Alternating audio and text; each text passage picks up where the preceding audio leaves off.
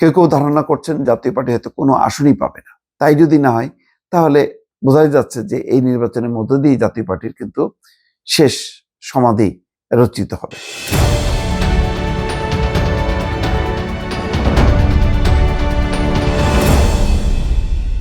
এবারের নির্বাচনে জাতীয় পার্টির অবস্থানটা কি পরিষ্কার না। জাতীয় পার্টির বেশ আগেভাগেই তারা একটা ফ্রন্ট করেছিল, একটা অংশ আনিসুল ইসলাম মাহমুদের নেতৃত্বাধীন জাতীয় পার্টি আনোয়ার হোসেন মঞ্জুকে নিয়ে, কিন্তু সেই আনোয়ার হোসেন মঞ্জু নিজেও প্রার্থী না, তারপরে আনিসুল ইসলাম মাহমুদ নিজেও প্রার্থী না, তারপরে ফিরোজ রশিদ তিনিও প্রার্থী না, মুজিবুল হক চুন্নু তিনিও প্রার্থী না। অর্থাৎ এই অংশটার আসলে একেবারে অবস্থান নেই। রওশন গ্রুপ তার কোনো অস্তিত্ব নেই।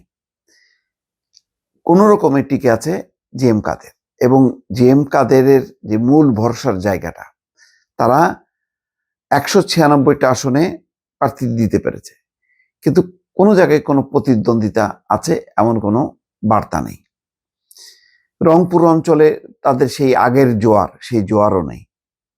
তারপরও জি এম কাদের সক্রিয় এবং আশা করছেন লালমনিরহাট থেকে শুরু করে রংপুরের বিভিন্ন অঞ্চলে যে তারা গণভোটের ব্যাপারে নায়ের পক্ষে জোর দিয়েছে, অর্থাৎ হানা নায়ের পক্ষে।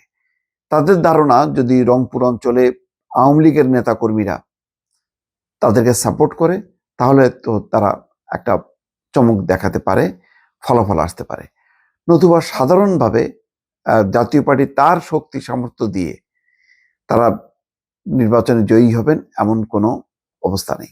আবার গণভোটের পক্ষে তারা যে বিরুদ্ধে যাবে, অর্থাৎ নায়ের পক্ষে খুব জোরালোভাবে বলবে, সেটাও আবার সম্ভব হচ্ছে না, কারণ তারা বিভিন্ন জায়গায় ভয় পাচ্ছে যে সেখানে হায়ের পক্ষের লোকজন জামাত এনসিপি তারা আক্রান্ত হয় কিনা। শুধু ভরসা এই যে গণভোট নিয়ে বিএনপির কোনো অবস্থানই নেই।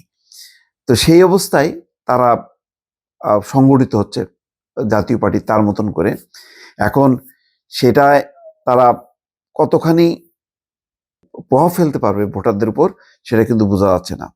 এখানে বলা হচ্ছে নিরাপত্তার কারণে এবার জোরে সোরে প্রচারণায় নেই নেতারা। ব্যানার পোস্টার কিংবা বড় শোডাউনের চেয়ে সরাসরি ভোটারের সঙ্গে যোগাযোগে জোর দিচ্ছে দলটি। প্রার্থীরা নিজেরাই এলাকায় ঘুরছেন, চা দোকান, বাজার এবং মসজিদ কেন্দ্রিক আড্ডায় অংশ নিচ্ছেন।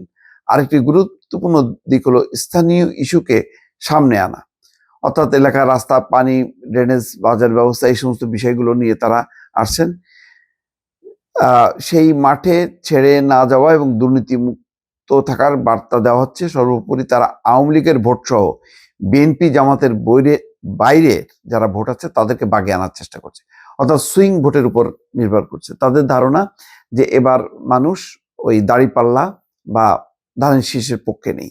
সেই না থাকা যে ভোটার, সেই ভোটারদেরকে তারা আকৃষ্ট করার চেষ্টা করছেন। আর জোর দিচ্ছেন যে আওয়ামী লীগের ভোটাররা তারা যদি দলে দলে জাতীয় পার্টিকে ভোট দেয় তাহলে হয়তো তারা সাফল্য দেখাতে পারবে। কিন্তু পুরো তাদের যে শক্ত ঘাঁটি রংপুর অঞ্চলে, সেখানে খুব একটা আস্থা ভরসা পাচ্ছে না যে তারা সেখান থেকে কয়েকটি আসনে জিতে আসবে, তেমন অবস্থা নেই। এতে ধারণা করা যায় যে এই নির্বাচনের মধ্য দিয়ে জামাত জিতবে নাকি বিএনপি জিতবে, দুটি দলের একটি দল তো জিতবে নিশ্চয়ই, কিন্তু জাতীয় পার্টি একেবারেই নিশ্চিহ্ন হয়ে যাওয়ার একটা উপক্রম হয়েছে। এতদিন ধরে তারা কোনোভাবেই সরকারের সমর্থনে তারা একটা প্রধান বিরোধী দলের আসনে ছিল। লাস্ট দ্বাদশ জাতীয় সংসদ নির্বাচনে তো খুবই করুণ অবস্থা, 14-15টা আসনে, এবং সেখানে বলা যায় যে সরকারি দলের আশীর্বাদ নিয়ে তারা জয়যুক্ত হয়েছেন। কিন্তু এবার আওয়ামী লীগও নেই, আর বিএনপি জামাত তো তাদেরকে দোসরই বলে। তো এইরকম একটা রাজনৈতিক চ্যালেঞ্জ মোকাবেলা করার মতন যেই শক্তি সামর্থ্য, সেটা কিন্তু দেখাতে পারেনি। জাতীয় পার্টি যদি সবাইকে ধরে রাখতে পারত, কিন্তু এই নির্বাচনের আগেই জাতীয় পার্টির ভাঙন হওয়ার মধ্য দিয়ে আরো শক্তি কমেছে। সেই শক্তিহীন জাতীয় পার্টি এখন নির্বাচনের মাঠে কতখানি তারা স্থানীয়ভাবে রংপুর অঞ্চলে প্রভাব ফেলে তারা জয়যুক্ত হতে পারবেন, এটা কিন্তু একেবারেই অনিশ্চিত। কেউ কেউ ধারণা করছেন জাতীয় পার্টি হয়তো কোনো আসনই পাবে না। তাই যদি না হয়, তাহলে বোঝাই যাচ্ছে যে এই নির্বাচনের মধ্য দিয়ে জাতীয় পার্টির কিন্তু শেষ সমাধি রচিত হবে। দর্শক।